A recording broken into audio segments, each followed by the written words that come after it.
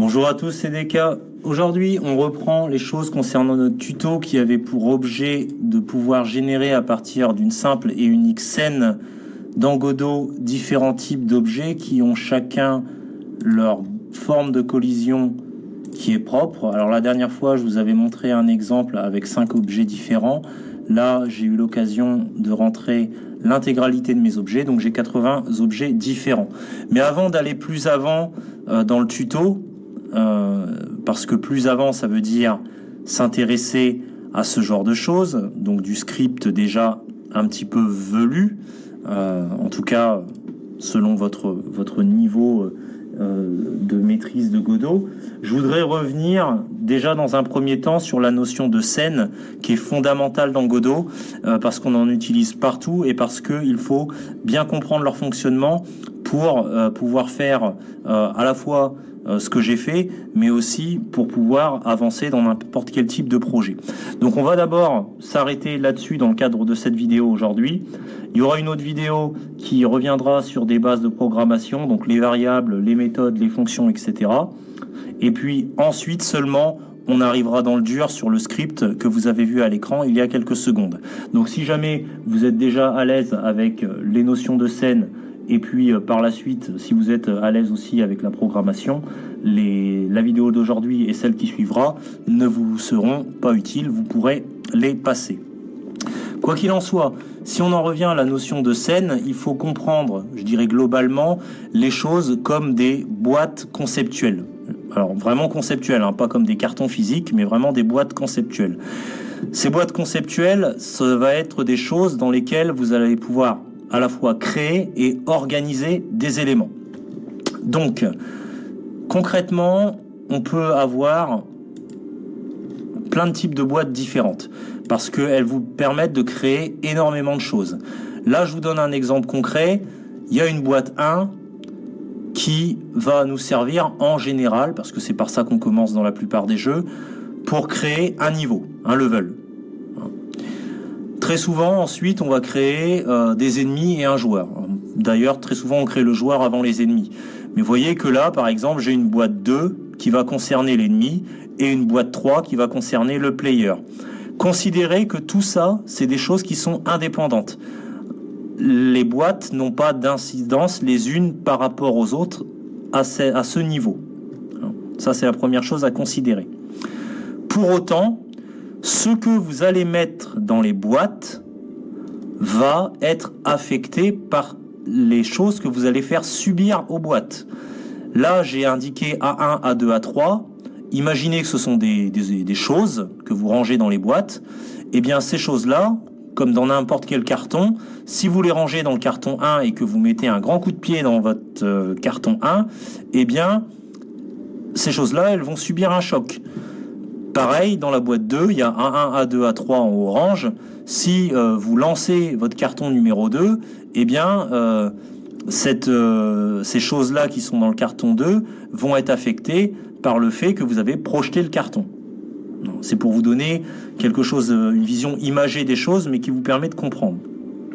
Donc c'est quoi ces A1, A2, A3 ? Ce sont des enfants. Mais avant de parler des enfants, on va parler des parents. Alors pour parler des parents, là je vous ai fait une scène des plus basiques où il n'y a qu'un seul nœud. Les scènes, quoi qu'il arrive, elles ne peuvent pas être totalement vides. Il leur faut au moins un nœud de base. Et le nœud de base, par défaut, on appelle ça le nœud parent. C'est le nœud qui va conférer toutes ses propriétés à tout ce qui va suivre. Et tout ce qui va suivre, c'est quoi ? Là, comme il y en a un seul, c'est le nœud parent. Mais tout ce qui va suivre, par exemple, dans le cas précis qui est ici, vous voyez que tout en haut à gauche, j'ai un truc qui s'appelle niveau. Mon niveau, c'est le nœud parent. Alors niveau, c'est moi qui lui ai donné ce nom-là. Je pourrais l'appeler n'importe comment. Et en dessous, vous allez avoir des nœuds enfants. Vous en avez 3 dans l'immédiat. Vous avez background, c'est un nœud enfant. C'est moi qui lui ai donné ce nom-là. Vous avez ciel, pareil, c'est moi qui lui ai donné ce nom-là. C'est aussi un nœud enfant. Et vous avez musique, c'est aussi un nœud enfant auquel j'ai donné le nom musique. Ces 3 nœuds-là, ce sont des enfants directs. Il y a des enfants qu'on va dire indirect, et je vous en parlerai après. On va se concentrer sur ces trois-là. En tant qu'enfants, ils héritent des propriétés de leurs parents. Ils sont affectés par ce que je fais subir à leurs parents. De la même façon que l'exemple des cartons, si je lance le carton, ce qu'il y a dans le carton, eh ben, c'est projeté aussi. Donc vous voyez que là, si je prends mon truc qui s'appelle niveau, et que j'exerce une rotation, vous voyez là au centre de mon écran, eh bien, il y a tout qui bouge. Donc, effectivement, un enfant est affecté par ce qu'on fait subir à son parent. Donc là, c'était pour vous montrer concrètement qu'est-ce qui se passe. Alors, des nœuds parents et des nœuds enfants, il y en a plein, parce qu'en fait, ils ont tous un type en fonction de votre besoin. Donc, je vais revenir rapidement sur les grands types. Quand vous faites un niveau, vous allez avoir besoin en général d'un nœud tilemap. Ça vous permet de créer, grâce à des tuiles, des éléments de décor, des sols, etc. pour que votre personnage puisse se déplacer.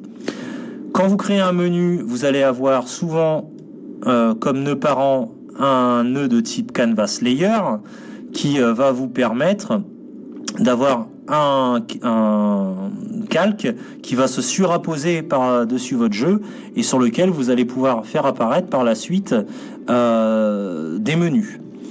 Un écran titre, ça peut se faire tout simplement avec un nœud de type Sprite 2D, puisque Sprite 2D, ça vous permet d'avoir une représentation graphique, donc d'afficher effectivement une image qui peut vous servir d'écran titre ou d'écran de Game Over par exemple. Un Sprite 2D, ça vous permet aussi éventuellement d'afficher des décors supplémentaires que vous ne voudriez pas intégrer directement dans votre tilemap. Donc ça, c'est une possibilité.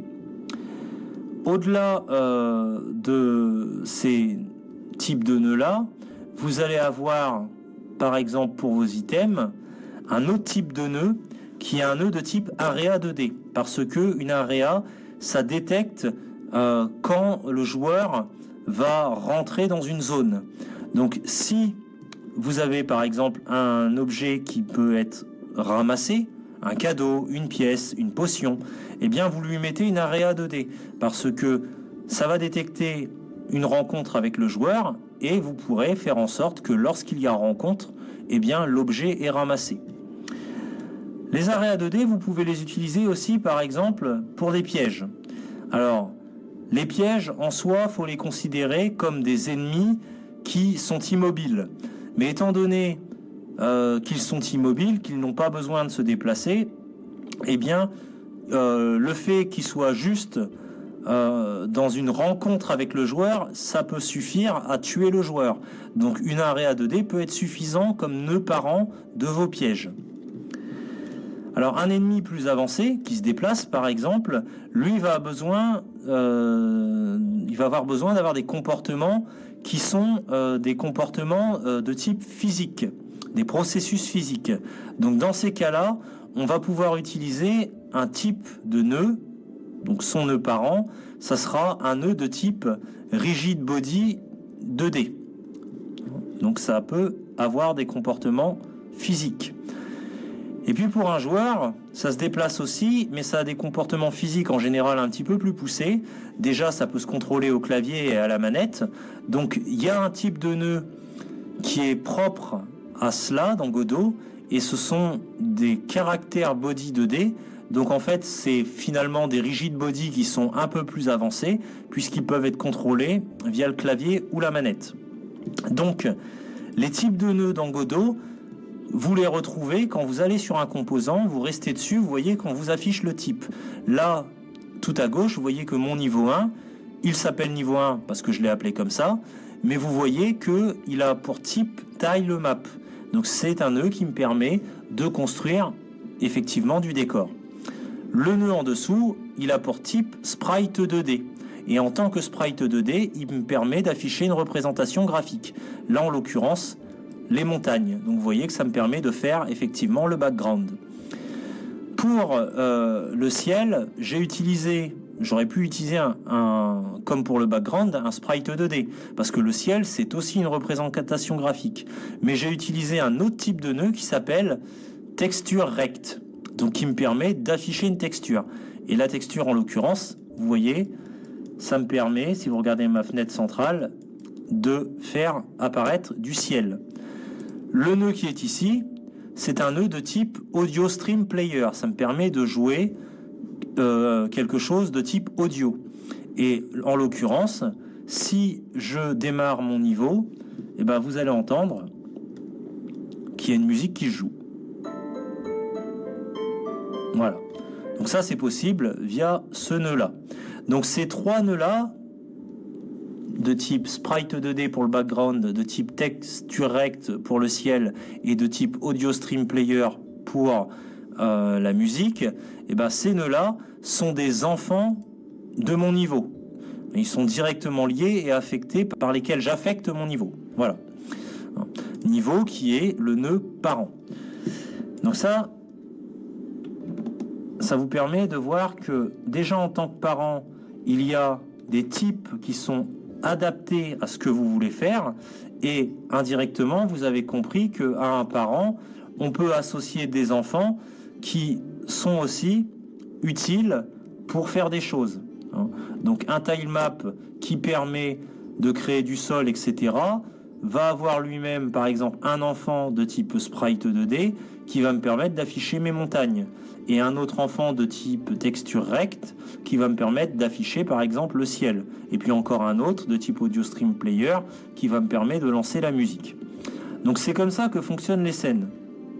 Des nœuds de base qui sont des parents auxquels on ajoute des enfants. Pour autant, ces trucs-là, ces scènes-là, elles sont indépendantes. Ma scène, mon level, qui correspondrait à ma boîte 1, ici, dans mon exemple, eh bien, elle n'est pas reliée à aucun moment à mon ennemi ou à mon player. Donc, comment on fait ça? Eh bien, on fait ça en faisant des instances. C'est-à-dire que mon ennemi et mon player, ils sont indépendants. Ce sont des scènes indépendants et il faut même les considérer comme des modèles. Donc ça veut dire qu'ils ont une existence indépendante. Mon Père Noël, vous voyez qu'il est ici de façon indépendante de mon niveau. Mon monstre, par exemple, mon troll, il est ici indépendant de mon niveau et de mon Père Noël. Et je peux, par exemple, dans mon niveau, là, je vais par exemple supprimer tout ça. Hop. Vous voyez que là, ils ne sont pas dans mon niveau. Je les ai supprimés. Eh bien, je peux intégrer un Père Noël, non pas comme un enfant. Pour intégrer un enfant, il faut faire ajouter un nœud enfant, ici, à gauche. Mais là, je vais faire instancier une scène comme un enfant. Et j'instancie quoi? Eh bien, par exemple, mon Père Noël. Et vous voyez que mon Père Noël est apparu en haut à gauche. Alors pourquoi en haut à gauche? Parce qu'il hérite de son modèle.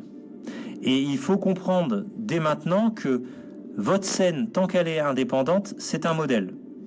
Dès l'instant où vous l'instanciez dans une autre scène, où vous faites comme si elle devenait enfant, eh bien, ça n'est plus le modèle que vous avez ici, c'est une représentation du modèle. Donc, elle prend, en tant que représentation, les caractéristiques de son modèle. Si mon Père Noël, je le fais en tant que modèle devenir tout rouge, et que j'enregistre, eh bien, dans mon niveau, vous voyez qu'il est devenu tout rouge. Pourquoi il apparaît en haut de l'écran, en haut à gauche? Eh bien, parce que dans le modèle, il a été défini qu'en termes de position, si on regarde dans l'inspecteur tout à droite, si on regarde Transform, sa position c'est 0 en X, 0 en Y. Donc du coup, à chaque fois que je vais l'instancier comme une représentation dans une scène, il va apparaître à 0,0 de la scène. Ça ne veut pas dire que je ne peux pas le déplacer. Je peux le mettre n'importe où dans la scène. Et d'ailleurs, il vaut mieux que je puisse le déplacer parce que à un moment, moi, je vais avoir envie qu'il vienne au sol. Mais le fait de le déplacer ici, ce que je déplace, c'est la représentation. Ça n'est pas le modèle. Le modèle, lui, en l'occurrence, il reste intact. Il reste toujours, en termes de position, à 0,0. Imaginons que le modèle, je le fasse redevenir blanc. Sa représentation, elle est affectée, elle redevient bien blanche, il n'y a pas de souci. Par contre, si sa représentation, je lui dis de devenir verte,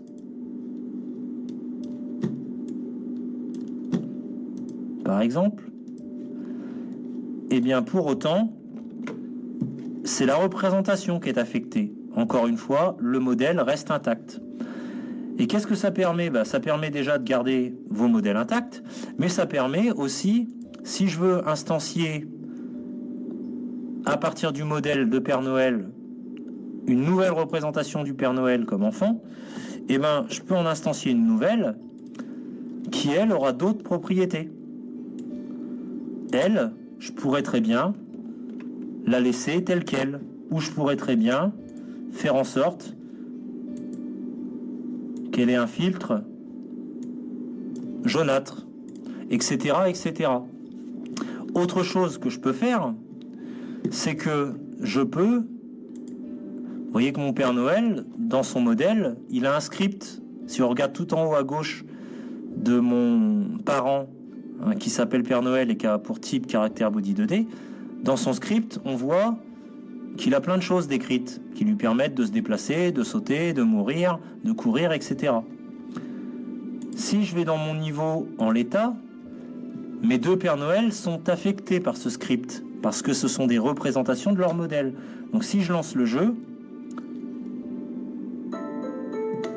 ils sont affectés, ils courent. Mais je pourrais très bien vouloir que mon deuxième Père Noël, que je fais clignoter là, que lui, il soit pas affecté par le script. Donc je pourrais le sélectionner, aller tout à droite dans ses paramètres au niveau de l'inspecteur, et de dire, pour cette représentation, vous voyez, il y a script tout en bas, eh bien, je vide le script. Et en vidant le script, si je relance, eh bien, il y a un des deux Père Noël qui va se mettre à courir, parce qu'il est toujours affecté par le script, et l'autre, il reste immobile. Donc ça permet de servir de nos scènes indépendantes comme des modèles qui vont être instanciés dans d'autres scènes pour en faire des représentations. Représentations qui seront indépendantes, donc sur lesquelles on pourra effectuer des modifications en ajoutant ou en retirant des choses sans que ça vienne abîmer, détruire notre modèle de base. Je pourrais intégrer aussi un autre type d'instanciation et instancier, par exemple, mon troll. Lui, il apparaîtrait, encore une fois, en haut à gauche, parce que mon troll, son modèle, il a les coordonnées 0 en X et 0 en Y comme position de référence en tant que modèle, et quand je le fais rentrer dans un niveau, eh bien, il hérite des caractéristiques de son modèle. Donc, vous voyez, je pourrais le positionner lui aussi dans le niveau sans que ça affecte le modèle, puisqu'encore une fois, dans le niveau, ce qu'on déplace, ça n'est que des représentations, ça n'est que des images finalement du modèle. Et l'intérêt de faire ça, c'est encore une fois de pouvoir effectuer des variations. Parce qu'on pourrait avoir un premier troll qui est un troll avec un point de vie, qui serait facile à tuer, et qui serait de la couleur d'origine, et on pourrait avoir par exemple un deuxième troll dans le même niveau, qui soit un peu plus fort, et qui ait par exemple 2 points de vie, et pour les différencier, on pourrait faire ce qu'on fait assez couramment dans le jeu vidéo, ce qu'on appelle un swap color, c'est-à-dire qu'on ait la couleur d'origine, c'est la version faible de l'ennemi, la couleur, par exemple bleuâtre, eh bien c'est un ennemi un peu plus fort qui a 2 points de vie. Et on pourrait en imaginer un autre encore plus fort qui aurait 3 points de vie et qui serait par exemple de couleur rouge. Donc ça, c'est aussi une possibilité que permet l'instanciation de scènes. Donc voilà ce que ça peut donner. Alors là, vous voyez que tout ce que j'ai intégré, même si c'est des représentations, ça se comporte comme des enfants de mon niveau. Niveau qui reste à la racine, donc qui est toujours le parent. Donc si effectivement le niveau, je lui fais subir des choses, eh bien le reste est affecté aussi. Par contre, mon Père Noël en lui-même, si je le bouge, ça n'affecte pas le niveau, ce qui est normal puisque il n'est pas parent du niveau, il en est l'enfant, mais ça n'affecte pas non plus les trolls. Pourquoi ? Parce que les trolls, vous voyez qu'au niveau de l'accolade, si on regarde bien à gauche, l'accolade, elle est bien reliée au niveau. Elle n'est pas enfant du Père Noël. Par contre, si mon troll, je l'attache à un de mes Pères Noël et que je déplace le Père Noël concerné, vous voyez que maintenant mes trolls sont devenus des enfants. Donc il faut avoir ça à l'esprit. Vous pouvez rendre des choses enfants d'autre chose directement aussi dans la scène. Mais en l'état, de base, ils sont encore interdépendants entre eux. Ils ne sont que dépendants du niveau. Alors pour autant, donc on est dans cette situation-là, c'est-à-dire qu'ils sont dans la boîte globale niveau et ils sont par contre, bien qu'ils soient dépendants tous les deux du niveau, ils sont les uns par rapport aux autres complètement libres. Donc on est dans cette situation-là d'instanciation. Pour autant, on pourrait avoir une situation un petit peu différente où on crée une scène, par exemple, qu'on appelle projectile. Donc on va utiliser ça par exemple. On va dire que le projectile, c'est le logo de Godot. Projectile. On pourrait avoir cette scène-là. Et on pourrait dire que cette scène-là, voilà. Alors ça serait pas un vrai projectile, parce que si c'était un vrai projectile, il serait pas là en permanence. Il apparaîtrait éventuellement dans certains cas, par exemple quand le joueur est à une certaine distance, l'ennemi le lance. Mais vous voyez que au sein du troll, je peux récupérer depuis le modèle de ma scène logo Godot, je peux récupérer une représentation de ce modèle-là, l'intégrer à mon troll, et mon troll lui-même, je peux l'intégrer à mon niveau, et il est lui-même une instance de la scène troll. Donc ça veut dire que on n'est plus dans cette situation-là, je dirais de double boîte indépendante. On n'est plus dans cette situation-là, mais on est plutôt dans une situation qui ressemble à ça, où on a notre niveau, notre ennemi, notre projectile. Notre projectile, c'est une scène indépendante qui sert de modèle. On l'instancie dans notre ennemi. Notre ennemi, c'est aussi une scène indépendante qui sert de modèle qu'on instancie dans notre niveau. Donc, notre projectile indépendant, il a ses propriétés, c'est un modèle, il est instancié, donc il a un nœud parent et des enfants, il est instancié dans une scène indépendante ennemie qui a ses enfants directs. En étant instancié, c'est une représentation du modèle, donc il va se comporter comme, ce projectile-là va se comporter comme un enfant d'ennemi, et ennemi étant lui-même par la suite instancié en tant que représentation du modèle ennemi dans le niveau, il va se comporter comme un enfant du niveau, et le projectile qui se comporte comme un enfant de l'ennemi, eh bien, va aussi se comporter comme un enfant du niveau. Donc on est dans un système presque de poupée russe. Je me permets une petite aparté concernant le projectile. Je vous disais que vous pouviez l'instancier dans l'ennemi. Effectivement, pour comprendre la logique générale du fonctionnement des scènes, ça marche. Maintenant, je recommande d'éviter de le faire, parce que vous allez créer ce qu'on appelle une dépendance forte, de telle sorte que si l'ennemi, pour X raison, n'est plus présent à l'écran, qu'il est détruit, eh bien, tout ce qui est instancié au sein de lui-même va être détruit par effet domino, puisqu'en fait, rappelez-vous, tout ce qui est instancié dans une chose se comporte comme un enfant. Donc si le projectile est instancié dans l'ennemi, eh bien il va se comporter comme un enfant, et si l'ennemi il est détruit, eh bien le projectile sera détruit automatiquement. Et c'est pas forcément ce que vous souhaitez dans un jeu.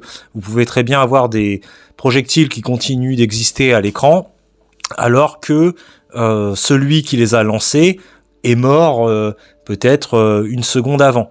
Donc ça dépend du type de jeu que vous voulez faire, mais ayez à l'esprit que c'est pas forcément recommandé parce que ça crée une dépendance forte. Il vaut mieux instancier le projectile dans une scène indépendante, par exemple dans une scène basique de type nœud, une scène qui aurait pour parent un nœud des plus basiques, et appeler par la suite ce nœud via un signal de façon à le faire spawner, donc à le faire apparaître au sein de votre scène. Ça évite de créer des dépendances trop fortes entre les éléments et d'avoir des situations qui peuvent causer des bugs au sein de votre jeu. Donc voilà, en gros, à quoi peuvent correspondre le système de scènes dans Godot, comment elles peuvent s'agencer et comment on peut comprendre de façon générale le concept. Donc je sais que ça peut être un peu ténu de prime abord, mais c'est vraiment quelque chose à comprendre de façon globale, parce que ça va vous permettre vraiment déjà d'organiser vos choses, d'interagir entre les choses, et surtout de comprendre pourquoi, par exemple, il y a des fois des choses qui se passent à un endroit, et pourquoi ça ne se passe pas à tel autre. Donc voilà, j'espère que cette vidéo vous aura permis d'y voir plus clair dans le fonctionnement général et la compréhension générale des scènes dans Godot, et que ça vous permettra d'avancer déjà dans vos propres projets, mais je pense que ça nous permettra aussi de façon plus simple d'aborder la suite de notre tuto qui concerne encore une fois le fait de générer au sein d'une même scène, puisque vous voyez bien qu'on parle de scène, des objets différents. Parce que là, ce qu'on va faire dans ce tuto-là, c'est justement ne pas créer différentes scènes, mais en faire une seule où on peut générer plein de choses. Donc voilà. Et bien sur ce, j'espère que cette vidéo vous aura plu et je vous dis à bientôt.